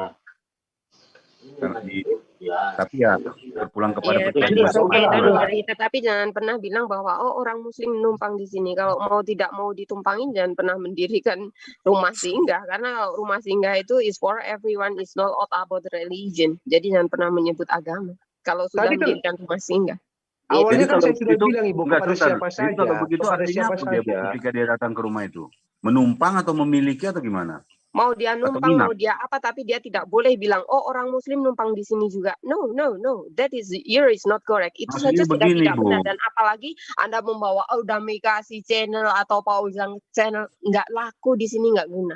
Karena ada salah room ketika Anda bicara seperti itu. Mungkin di sini ada Bang Bro admin juga yang dari itu. Oke, silakan Bang Bro admin. Mungkin memberikan ini. Saya mohon maaf, izin turun saja, artinya nggak apa-apa. Kalau saya ada salah Pak Binsar, Pak Binsar, ya, Bu. boleh saya sampaikan sedikit, mohon izin sebelum Pak Binsar turun. Baik, Pak Binsar, terima kasih atas kehadirannya. Cuman memang agak sedikit saya sayangkan, bentar mohon maaf. Ketika saya tadi berdiskusi dengan Pak Ginting, dan Pak Bak masuk, kemudian tiba-tiba, mohon maaf, suara saya agak serak. Sebentar saya minum dulu. Jangan nangis, Bu. jangan terlalu serius. Aduh. Bu Justelnya sampai. Ya, kebetulan saya orangnya serius, Pak. Iya. Suka makan orang. Waduh. Silakan lanjutkan. Kapan-kapan saya juga pengen nih diskusi sama Bro Admin nih, semoga ada kesempatan. Tapi saya lanjutkan dulu dengan Pak Binsar. Silakan. Ya, jadi gini Pak Binsar, tadi ketika saya berdiskusi dengan Pak Ginting, kemudian Pak Binsar masuk, dan ada satu kalimat Bapak memang yang agak menaikkan tensi tadi ya, dengan berkata-kata bahwa ada orang-orang yang sumbu pendek dan begitu-begitu. Nah, itu sebenarnya sudah memancing Pak, sudah memframing. Jika Bapak hadir di Zoom ini dan Bapak sadari ini adalah Zoom debat lintas agama, di mana di sini harus ada satu kedewasaan untuk berpikir tentang agama kita sendiri dan agama orang lain. Jadi tidak perlu membawa framing seperti tadi menurut saya Pak. Mohon maaf atas kata-kata saya jika ada yang salah ya Pak. Terima kasih Pak. Jadi begini, saya udah paham. Jadi saya bukannya mau memicu atau saya nggak pernah bilang tadi sumbu pendek nanti ditontonan dari review itu, bukan. Maksud saya tadi beda pendapat bukan berarti lawan atau musuh, itu yang pertama. Tadi kan ada Tuhan tidak membutuhkan kita. Hidup harus seimbang. Tuhan membutuhkan kita, kita pun membutuhkan Tuhan. Nanti cobalah dipelajari. Oke, kalau seperti itu gini aja lah. Saya sering stay di rumah apologet Kristen. Ya, saya pakai nama ID Murid. Nah, kita berdebat tapi buka dalil ya. Saya di apologet juga. Cuman begini ya. Tadi saya sampaikan, maafkan kalau saya salah penyampaian karena kultur Batak dan kita Jawa dan yang lain-lain atau kita yang di luar negeri sana kan beda kan budaya bicaranya kan. Sedikit pun tidak ada maksud sombong atau bagaimana, enggak. Saya ulangi sekali lagi. Sombong awal dari keruntuhan dan itu pasti. Jadi bukan ada maksud sombong, bukan. Ini sudah 1 tahun 8 bulan saudaraku semua. Bahkan mereka merangkul kita. Artinya paradigma mereka sudah berubah. Dan saya bukan mau mengkristenisasi, tidak. Bukan maksud saya enggak. Siapa saja, bukan Muslim saja. Orang Buddha pun datang. Orang Buddha yang susah ya maksudnya ya. Yang Konghucu pun datang. Begitu loh. Jadi sedikit pun bukan ada mau meremehkan saudaraku Muslim. Enggak. Iya. Tapi maksud saya begini, sebentar. Sebelum saya live ya, maafkan saya kalau saya ada lancang bicara. Kenapa? Aku ada yang mau kutanya sama lain. Ya, silakan. Gini, ini kita berbicara apalah, berbahasa perasaan aja dulu, yang gak usah menghubung-hubungkan apalah. Ya. Kira-kira Tuhan menciptakan manusia itu oleh karena kebutuhan Tuhan atau kebutuhan manusia? Tuhan itu menciptakan manusia agar menyatakan kuasanya. Tuhan atau kebutuhan manusia? Kebutuhan siapa? Kebutuhan manusia atau kebutuhan Tuhan? Kebutuhan Tuhan. Hah? Kebutuhan Tuhan dan kebutuhan kita juga. Oke. Berbicara kebutuhan, tentu ini kan ada konsekuensinya ya. Betul. Gini, saya membutuhkan uang karena uang itu memberikan sesuatu yang berguna bagi saya, benar nggak itu? Ya itulah seimbang tadi yang kata saya tadi. Dengar dulu, benar nggak kan? Benar kan? Iyalah. Saya membutuhkan uang karena uang itu bisa memberikan sesuatu yang menyenangkan saya, benar? Benar ya? Benar. Sekarang begini, kalau kita menyembah Tuhan, apakah Tuhan itu bertambah kemuliaannya, atau apakah ketika kita menghujat Tuhan, apakah Tuhan juga berkurang kemuliaannya? Kira-kira berkurang nggak itu dengan perbuatan kita? Aduh, melebar nanti tuh deh. Panjang itu jawabannya. Enggak, maksudnya supaya nanti kita jelas. Ini mungkin enggak ini aja lah. Aku tahu warna suara itu kemana tujuannya. Udah paham. Aduh, nanti jadi kalau aku kan enggak, ini kan apa ini, wawasan kebersamaan ini deh. Tahu gini loh. Saya kan orangnya lepas rem deh. Lepas rem itu maksudnya aku tanggalkan dulu kedaginganku. Saya gaspol. Gaspol itu maksudnya dari bawah ke atas. Sebab Tuhan dari atas ke bawah biar menyambut. Sudah. Tapi saya pasang ikat pinggang. Hati-hati dan waspada. Nanti takutnya masuk ke bar dikasih es krim gitu loh. Dapat nggak lagi penting paham yang bilang ini? Iya kan? Jadi maksud saya kepada saudaraku yang Muslim, kalau ini masuk aja ke RAK. Saya stay di RAK. ID murid ya. Kita sejuk kok bicara. Luas, lebar, panjang, tinggi, apa aja itu. Jadi maafkan saya saudaraku kalau ada saya salah kata, sedikit pun tidak ada menghujat atau semua. Enggak. Sebab saya di Kota Karawang. Saya di Kota Karawang membuka dapur umum seminggu sekali. Setiap pagi saya memberi sarapan pagi yang jompo, yatim piatu. Siapa saja yang membutuhkan. Secara demikian, salam kasih setia. Berani berbagi yang dari Yesus Kristus Tuhan kami untuk sesama. Salam.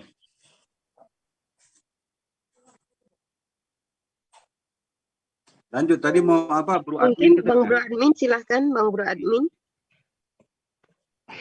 Saya mau nanggapin apa ya?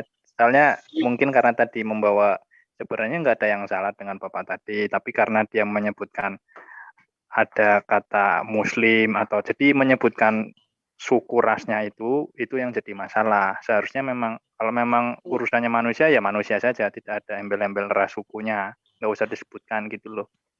Betul. Itulah yang mungkin membuat saya tidak terima Bang Bro. Mungkin Bang Bro pahamlah kita selalu. Mungkin Bang Bro juga sering ngobrol sama saya, Bang Ginting juga. Jadi sesuatu itu kalau baik aja, jangan sebut ras ataupun suku ataupun agama gitu loh. Baik itu personality masalahnya Bang gitu. Oke, silakan. Iya ya gitu sih. Makanya tadi jadi panas kan. Udah gitu respon yang mau disampaikan ngambilnya dari agama, sementara statement di depan dari kemanusiaan kan maksudnya kurang sinkron gitu maksudnya. Kalau memang dari agama ya agama saja, kalau dari kemanusiaan ya kemanusiaan saja. Saya rasa di sini juga pasti menerima kalau dari sisi kemanusiaan saja. Cuman karena tadi dicampur-campur jadi seolah-olah umat tadi Islam yang datang itu seolah-olah berada di bawah yang dia gitu loh. Iya maksudnya seperti itu. Jadinya terlihat seperti itu walaupun maksudnya tidak seperti itu, tetapi dengan narasi yang dibangun jadi seperti itu. Iya, mungkin mohon maaf semuanya ya karena saya juga manusia biasa yang saya akan juga memperjuangkan akidah saya sebagai seorang Muslim gitu. Saya mohon maaf ya apabila mungkin ini cuman ya saya rasa memang harus ditegur juga kalau seperti itu, Bang Bro Admin. Iya, ya kalau memang ini, saya rasa memang benar Mas, sudah betul apa yang dilakukan. Kan dia juga sudah dewasa dalam beriman, tadi sudah disampaikan. Artinya teguran seperti ini bukan untuk menjatuhkan, tapi kan membuat dia jadi mengencangkan ikat pinggang tadi bapaknya bilang kan. Iya, saya rasa bapaknya juga tadi ngerti kok. Pak Ginting juga lebih paham. Iya Pak Ginting ya. Saya nyimak Pak Ginting terus ini. Oke, iya Pak Ginting. Gimana tuh? Bang Ginting gimana dong? Silakan Bang Ginting. Lanjutkan. Lanjut. Utilona Ana silakan dilanjutkan. Aduh, sudah terdistract macam-macam ya, Uti. Saya sampai bingung. Ini jamnya Maaf saya ya juga harus Uti ke ya, maaf kampus. ya Utilona Ana ya, saya sampai teriak-teriak, mohon maaf ya.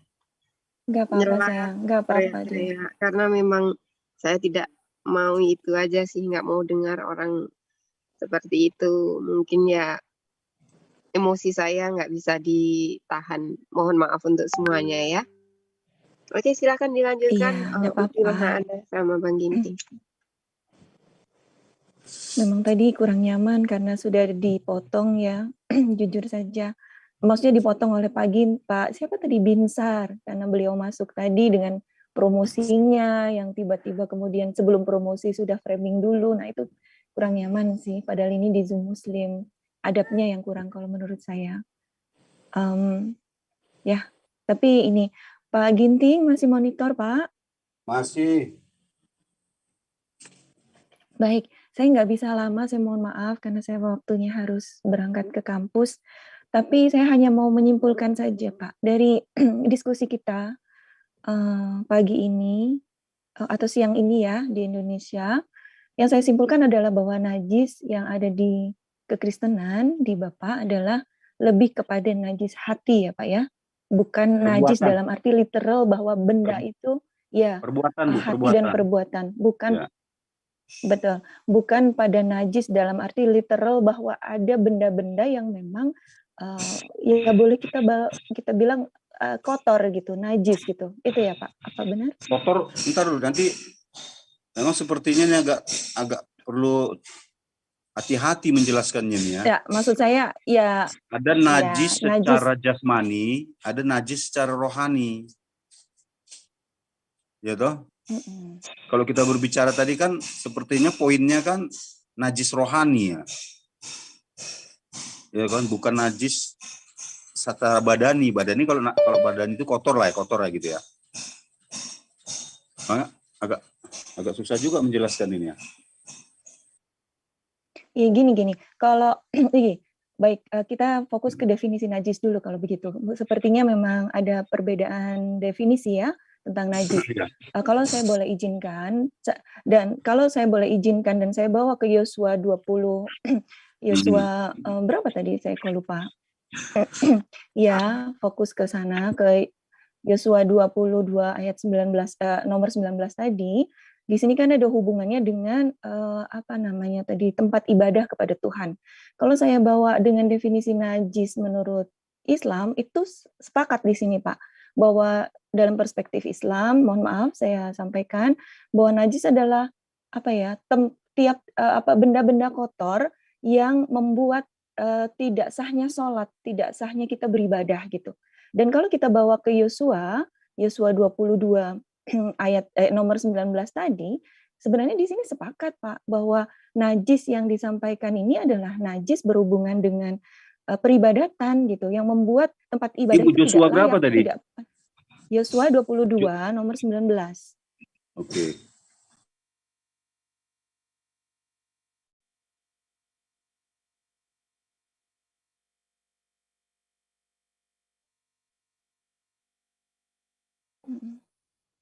Menceritakan tentang suku-suku ya.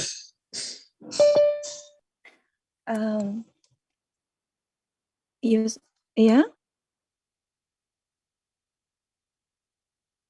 Yang nomor 19 tadi, Pak. Kalau daerahmu itu najis dan tidak patut untuk dijadikan tempat ibadat kepada Tuhan, pindahlah saja kemari ke daerah Tuhan. di mana terdapat kemah Tuhan. Itu, Pak. Jadi fokusnya di Yosua 22 nomor 19 ini sebenarnya kalau saya boleh katakan ini sama dengan definisi najis di dalam Islam, Pak. Karena berhubungan dengan tempat ibadah kepada Tuhan. Itu kata kunci yang mau saya bawa di sini, Pak. Assalamualaikum, Habibi. Waalaikumsalam warahmatullahi wabarakatuh.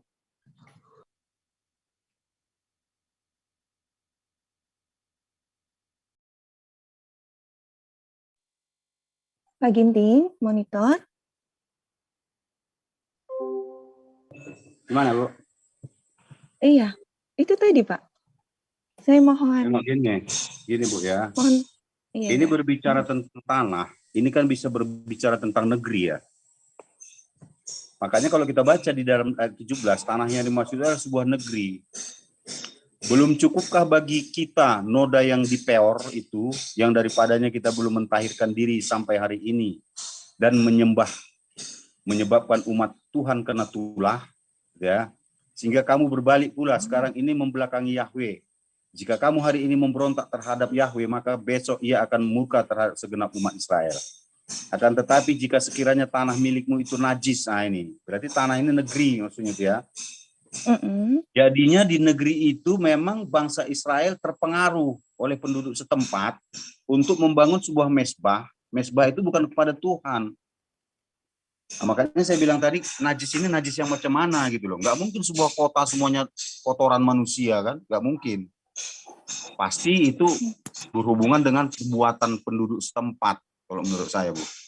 Nggak mungkin lah di sana sini ada kotoran manusia. Coba kalau kita tempat lah kota gitu, kota kira-kira mungkin nggak di situ semuanya kotoran manusia kan, nggak mungkin. Tapi yang asli ini pasti perbuatan manusia itu, tanah itu, di negeri itu gitu. Itu Pak penjelasan saya, Bu. Ya, terima kasih Pak. Baik, tapi oke, saya terima. Gimana ya? Memang nggak bisa memaksakan perbedaan kita ya.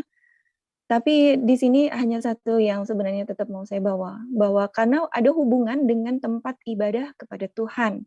Artinya ini berhubungan dengan sepakat dengan definisi najis menurut Islam, bahwa najis adalah segala sesuatu kotor yang membuat ibadah sholat kami kepada Tuhan itu tidak apa ya namanya tidak sah gitu. Dan definisi ini sebenarnya selaras dengan yang ada di Yosua 22 nomor 19 ini, Pak. Memang kalau daerah itu, saya tidak berkata di sini daerah ini satu kota penuh semua najis. Saya bayangkan tidak begitu. Bisa jadi daerah atau tempat karena setiap mohon maaf terjemahan Injil kan berbeda-beda ya bahasanya. Yang Bapak bawa di sini tanah milikmu. Nah, tanah milikmu itu kan bisa seluas apa kita nggak tahu di sini karena nggak ada definisi jelasnya. Tetapi yang mau saya bawa di sini sekali lagi saya ulang, mohon maaf saya tekankan bahwa najis yang ada di sini adalah najis berhubungan dengan dijadikannya tempat ibadah kepada Tuhan. Karena sekali lagi saya baca kalau dari sabda yang saya baca ini, kalau daerahmu itu najis dan tidak patut untuk dijadikan tempat ibadah kepada Tuhan, pindahlah saja kemari ke daerah Tuhan, artinya ke daerah yang layak dijadikan tempat ibadah untuk kepada Tuhan, artinya bebas dari najis itu tadi. Itu Pak Ginting. Terima kasih. Tapi masalah najis ini kan kalau untuk membangun rumah ibadah, Ibu tahu nggak bahwa kadang-kadang rumah kita itu pernah bekas kuburan, bekas WC, bahkan banyak rumah ibadah yang mungkin bekas WC, bekas pembantaian gitu kan. Tetapi saya rasa membangun rumah ibadah itu kalau masalah kebersihan fisik ya, kebersihan fisik itu sebenarnya bukan sesuatu yang sesuatu yang keras atau sesuatu ekstrim, enggak lah. Tapi bisa lah sebentar aja dibersihkan bisa itu kan, ditutupi juga bisa, ya kan. Maksud saya di sini pasti ketahiran itu adalah hati dan pikiran. Di tanah itu, di negeri itu najis. Kenapa? Karena dipenuhi dengan orang-orang yang jahat, orang-orang yang ingin menyembah sehingga menyembah kepada Tuhan. Jadi cenderung memang kenajisan rohani kalau menurut saya pembangunan mezbah itu, bukan kenajisan tentang benda-benda. Ini kan Ibu nanti mau berbicara tentang sebuah WC. WC itu kan kecil, nggak mungkin di situ bangun rumah ibadah gitu kan. Jadi begini, saya coba menyimpulkannya, bahwa Tuhan itu tidak mungkin terpengaruh terhadap keadaannya. Nggak mungkin gitu loh.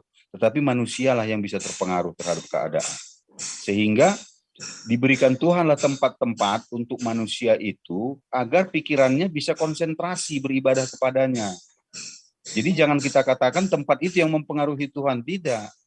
Tempat itu akan mempengaruhi kita untuk beribadah kepada Tuhan. Contoh, kalau kita di WC, masalahnya bukan di Tuhan kalau menurut saya, masalahnya di kita.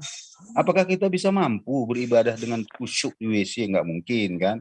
Oleh karena itu dibuat Tuhan aturan, janganlah kamu beribadah di sini. Jadinya sebenarnya hakikatnya ya, kalau menurut saya, kita ini harus dalam setiap detik gitu ya. Setiap detik dan setiap saat memuliakan Tuhan dengan segala pikiran, perkataan, dan perbuatan kita gitu ya. Itu kan sudah konsekuensinya tuh ya kan. Makanya kalau dalam Alkitab itu, kalau kamu makan, makanlah karena untuk kemuliaan Tuhan. Kalau kamu bekerja, bekerjalah untuk kemuliaan Tuhan. Tetapi ada tempat-tempat di mana manusia itu tidak bisa melakukan itu, tidak bisa konsentrasi sepenuhnya dengan itu. Contohnya di WC gitu kan. Makanya Tuhan memberikan kelonggaran di situ gitu loh. Tapi bukan artinya Tuhan tidak bisa datang ke situ. Saya rasa seperti itu, Bu. Ya, jadi tempat-tempat najis kotor itu bukan untuk Tuhan, tapi untuk manusia, kelonggaran bagi manusia. Untuk di situ dia tidak perlu pun ya nggak apa-apa lah gitu. Tapi kalau memang dia mau beribadah juga, saya rasa nggak masalah, asal dia memang tulus. Saya rasa begitu, Bu. Panjang lebar saya ceritakan. Terima kasih. Iya Pak, sama-sama. Saya juga terima kasih.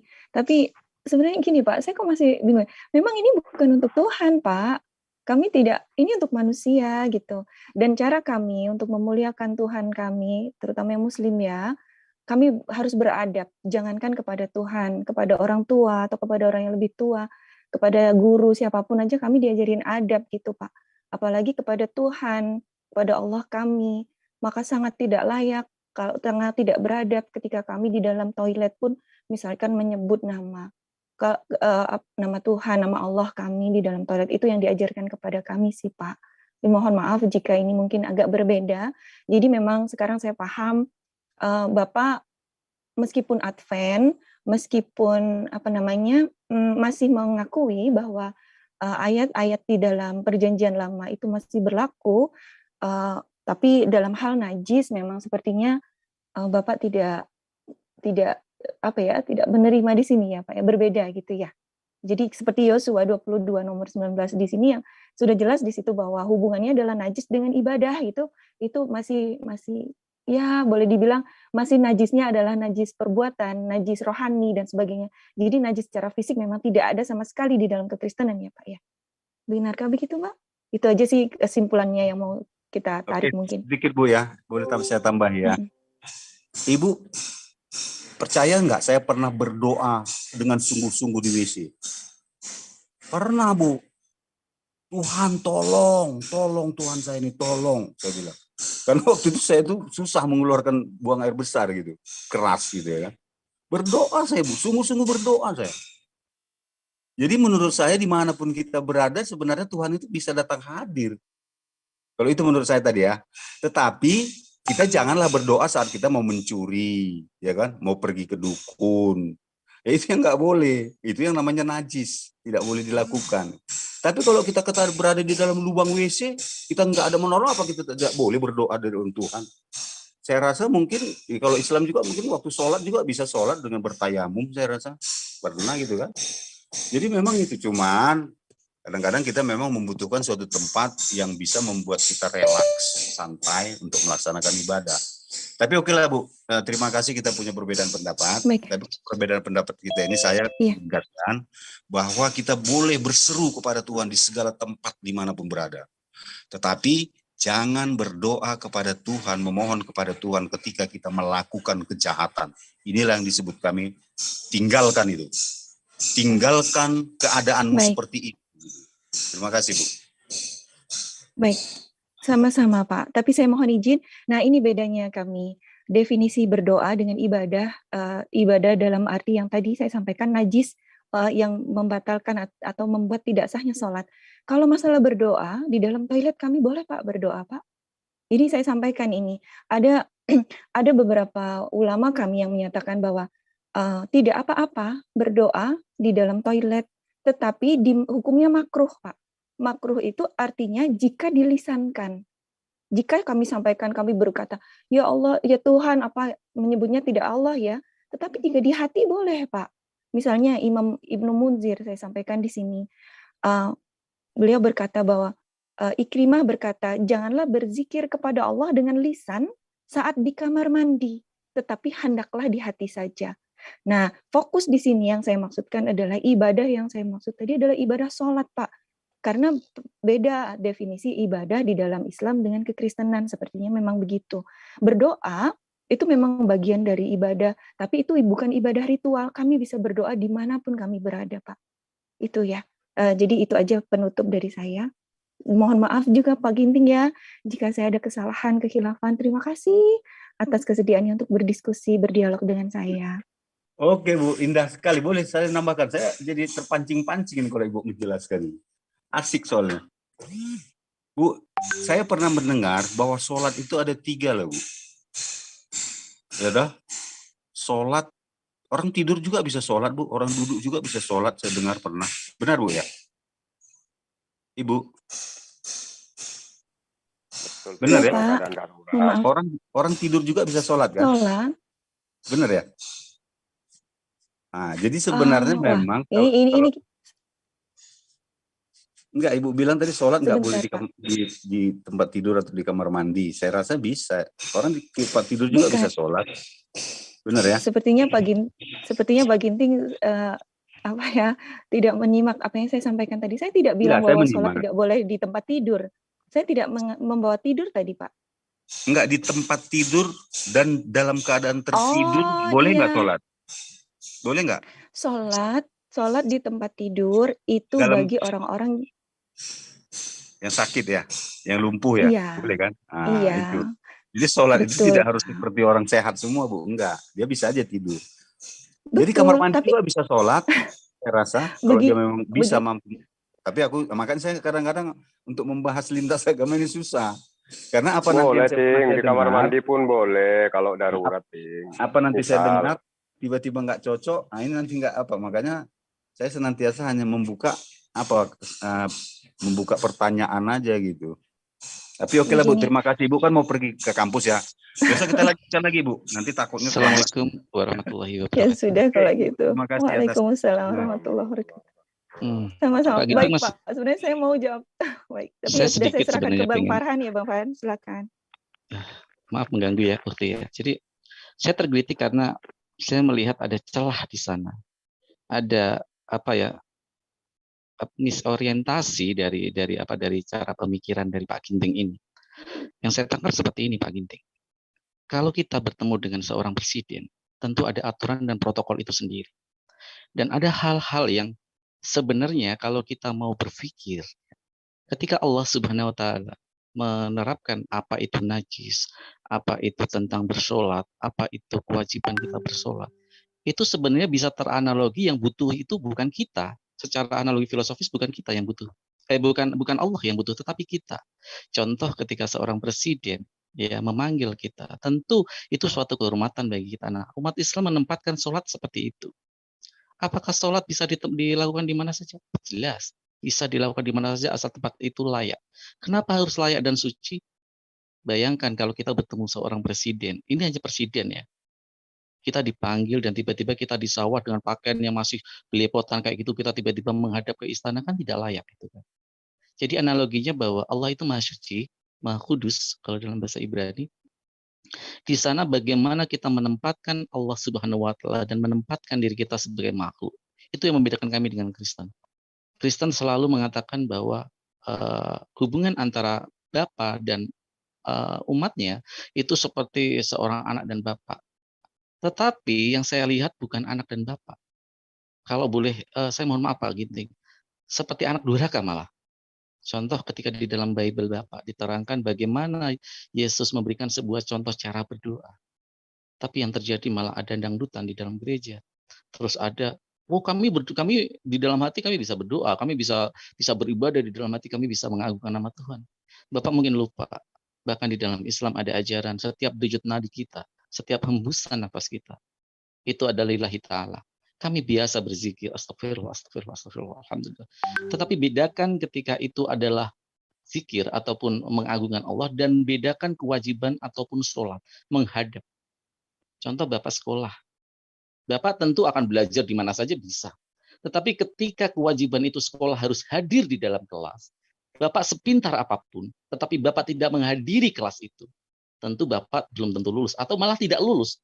Karena salah satu faktor kelulusan itu adalah ada faktor yaitu kehadiran, absensi.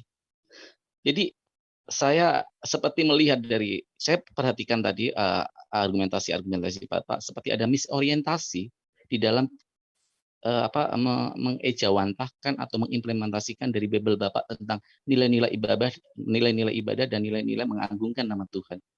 Itu saja mungkin. Iwan Vilas, mohon maaf saya mengganggu diskusi, jalan diskusi. Cuman sekedar memberikan argumentasi tambah. Tafadhol. Enggak Bang, enggak mengganggu Bang.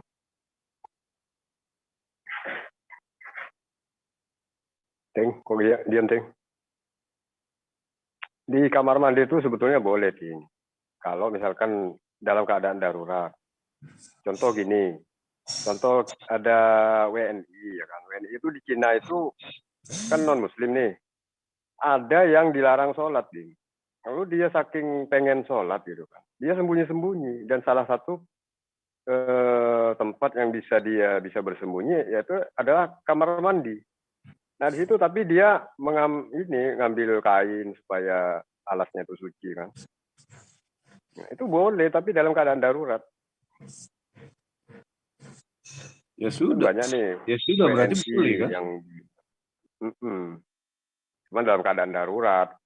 Dan kalau di tempat misalkan tempat ibadah lain kan selain Islam kan itu pakai sendal pun boleh masuk kan. Mungkin ban truk pun kalau muat boleh masuk. Kalau katanya tadi nggak layak Pak Munir. Ternyata boleh. Kalau boleh itu berarti layak. Nggak mungkin sesuatu kan yang kita lakukan dalam keadaan darurat. Layak, gitu. Iya. Kalau dalam keadaan aman itu nggak boleh. Saya tidak membicarakan masalah darurat atau tidak. Layak atau tidak kan itu yang dibicarakan tadi. Ternyata layak juga. Kenapa? Karena boleh dilakukan. Kalau boleh dilakukan berarti itu sesuatu yang layak. Nggak mungkin yang tidak layak kita lakukan. Gitu loh maksudnya. Tetapi Islam membatasi dari sisi kedaruratan, Pak Ginting. Pak, saya bukan membicara membatasi. Silakan nggak bisa. membatasi. Nggak bisa, karena itu syariat. Melakukannya. Syariat itu ada urut-urutannya. Ya bilang aja nggak semelakukan gitu loh. Oh, nggak bisa seperti itu. Kalau saya kasih analogi, seperti ini, Pak Ginting. Pak Ginting seperti enggak, Pak Ginting saya kasih analogi seperti ini ya. Standar ganda. Ya, enggak, bukan standar ganda, Pak Ginting saya kasih analogi. Enggak boleh tapi itu standar ganda. Oke, kalau Bapak meminta itu standar ganda, saya kembalikan kepada kitab Bapak biar Bapak nanti akan ketabuk sendiri sama kitab Bapak. Ketika Yesus mengatakan, ya, tidak boleh bercerai kecuali standar ganda itu, Pak. Standar ganda. Ya kalau nggak boleh cerai, ya nggak boleh cerai. Standar ganda nggak kalimat itu? Mari kita baca dari KBBI, linguistik, etika dalam berbahasa Indonesia. Kecuali itu apa maksudnya? Ada kedaruratan di sana. Maaf, Anda berhadapan dengan saya. Logika kita berjalan. Mau Anda katakan apa itu kitab Anda? Ya udah. Berarti sama-sama Yesus Tuhan Anda tidak ini dong, tidak konsisten. Gini. Kalau Bapak bilang standar Anda berarti sama-sama kita ajaran kita standar ganda. Selesai, oh enggak, kan? Anda yang justru Anda yang tidak bisa memahami standar ganda itu apa. Enggak bisa agama disama-samakan seperti itu. No, saya berani menerima standar ganda dalam sesuatu yang hal-hal tertentu. Oke. Dilarang bercerai kecuali dalam hal perceraian ada standar ganda hukuman kami.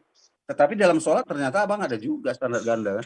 Standar ganda bedakan standar ganda dengan kondisi kedaruratan. Saya kasih analogi yang mudah lagi. Bukan dari tadi abang bilang itu standar ganda. Aksen saya akui. Bukan, saya tidak menganggap bahwa apa yang di dalam syariat Islam itu standar ganda. Sekarang saya kasih contoh. Enggak, saya kasih analogi. Ada tapinya itu standar ganda jelas. Bapak, jangan begitu cara berpikirnya. Konstruk berpikir Bapak kacau kalau seperti itu. Jelas, perkawinan itu standar ganda, perceraian itu. Berarti Anda menyalahkan Bible Anda? Tidak, saya bilang standar ganda, bukan menyalahkan. Dan itu Sekarang berlaku. standar ganda. Oke, kalau Tuhan Berarti itu standar sholat yang ganda, Bapak berarti maksud standar Tuhan ganda mana juga. maha adilnya, Pak? Mana maha keadilannya? Berarti Yesus gak maha adil, Pak? Bukan maha adil, memberikan standar ganda untuk hal perceraian. Standar ganda apa hubungannya dengan maha kondisi adil? kedaruratan, Pak? Enggak, kondisi Pak, saya kedaruratan apa bilang, standar ganda? situasi kedaruratan ada standar ganda. Dan ternyata di dalam sholat juga ada standar ganda. Anda Karena kayaknya Bapak bilang kekurangan sendiri, ini ya, Pak Ginting. Oh, Anda kurang. kekurangan perbendaraan mencari Bukan sebuah kekurangan, diksi-diksi. Pak. Tapi Bapak sendiri begitu mengatakan itu, saya iakan, lalu Bapak sendiri lalu lari. Bukan, karena saya tidak mau disamakan dengan apa pola pikir Kok nggak Bapak. mau disamakan? Ini Pak masalahnya, Ginting Pak. bisa sedikit ini nggak bergantian, Pak. Saya tidak terbiasa diskusi seperti di pasar, Pak. Saya juga nggak terbiasa, Pak. Mari kita Kadang-kadang bertarung situasi membuat konstruk saya berpikir seperti kita itu. secara logika. Iya, Tapi maksudnya biarkan dulu kita Kasih ngomong. timer, Atau Bapak mau ngomong? timer. Saya juga Kasih lebih timer. senang timer. Kan berapa kali saya bilang, buat timernya, buat Apa Bapak mau ngomong? temanya. Mari kita diskusi. Bapak kalau mau ngomong dulu silakan. Silakan. Enggak. Bang Farhan, maaf Bang Farhan. Mungkin dia ini Pak Ginting ini selalu ngeyel, ketemu Bang Farhan mungkin kena nih Bang Farhan. Mungkin Bang Farhan pakai timer bagus di Bang Farhan. Pilih apa pakai timer Ayo Bang kita Farhan. sama-sama timer, ayo. Gimana buat Bang Farhan? temanya apa? Mohon Aduh, izin, saya mohon izin. saya mohon maaf sebenarnya Jangan lama, sebentar aja, jangan lama. Saya memang Bang Imrus kan tak dia pakai enggak tema begini, dan tema. sebentar lu Pak Ginting. Soalnya Pak Ginting selalu pakai berputar harus dipakai analogi baru kena emang. Nah Bang Farhan ini bisa ini. Biarin coba yuk. Biar nanti Pak Ginting yang milih temanya boleh nggak apa-apa terserah gimana. Saya Bang Imrus Jangan ikut Ginting aja apa temanya. Bang Ginting itu Farhan. kalau pakai temer nanti lari-lari dia. Jawabannya nggak bisa dibantah. Nah, ini kan. Framingnya kuat dia. Ini masalahnya. Bisa Ya, lanjut Bang Farhan, lanjut Bang Farhan. memframing. Ini kok diulang terus gitu.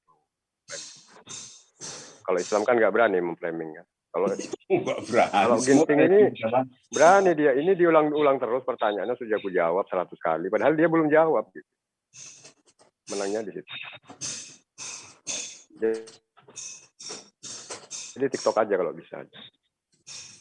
Semangat Bang Farhan. Kan bagus loh. Kita buat temanya, kita buat timernya. Ya, Mbak Lola, silakan Mbak Lola. Tidak bertimpa-timpa.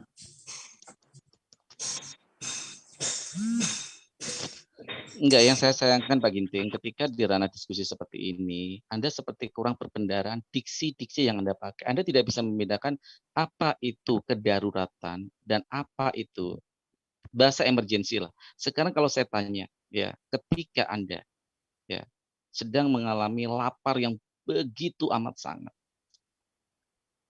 Anda ketemu barang yang sebenarnya badan Anda nggak akan pernah bisa menerima, seperti mempunyai apa ya namanya ya, apa ya kalau pantangan makan apa ya. Tapi Anda ketemu makanan itu dalam kondisi yang begitu lapar, itu pasti Anda makan. Seperti di dalam Islam ada hukum-hukum kedaruratan.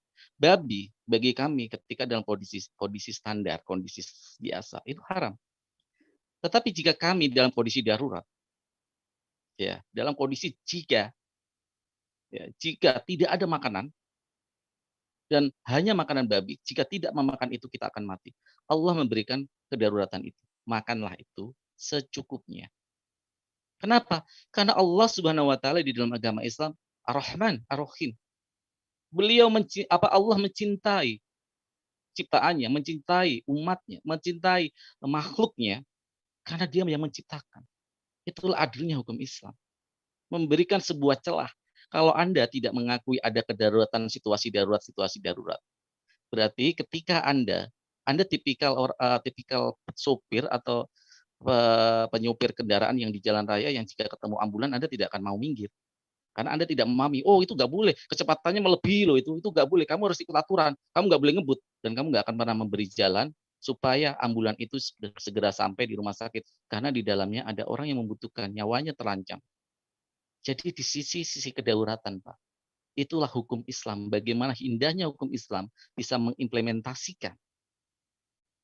Dalam kondisi apapun, Islam bisa memberikan sebuah syariat-syariat atau tuntunan-tuntunan. Yang ini tidak ada di dalam agama-agama. Itu Pak Ginting.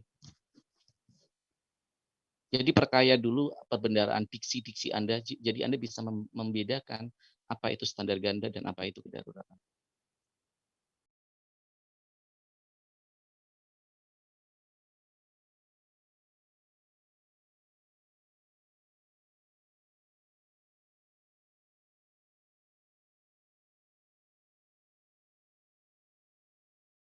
Sudah, Bang? Sudah? Sudah, bagi saya sudah, Pak. Oke ya, gini biar saya sampaikan sedikit. Jadi kita mungkin memiliki perbendaharaan yang berbeda ya. Mungkin abang banyak perbendaharaan abang. Oke, saya akui. Tetapi perbendaharaan saya yang sedikit ini akan saya coba menyampaikan pesan-pesan yang ada di dalam pikiran saya gitu ya. Pertama, ketika kita beribadah kepada Tuhan, kita harus punya keyakinan dan sesuatu yang pasti, bukan sesuatu yang belum pasti kita pastikan. Contoh ini ya. Ketika seseorang berzinah, didapati berzinah, itu sudah sebuah kepastian gitu. Apalagi sudah ada saksinya ya dan bukti-buktinya. Itu sudah ada kepastian. Dan itu bukan lagi standar ganda, itu harus diceraikan. Itu kepastian. Tetapi ketika kita berada dalam suasana, situasi, lingkungan, belantara dan sebagainya belum mendapatkan makanan, itu tentu belum kepastian gitu loh. Bisa saja tiba-tiba datang nasi dari langit kan. Tetapi orang yang sudah berzina itu tidak mungkin tiba-tiba datang dan dia tidak lagi berzina, nggak bisa kan gitu kan. Jadi kita harus bisa membedakan Bang, mana sesuatu yang pasti dan sudah terjadi dengan mana yang belum terjadi. Makanya kalau di kami itu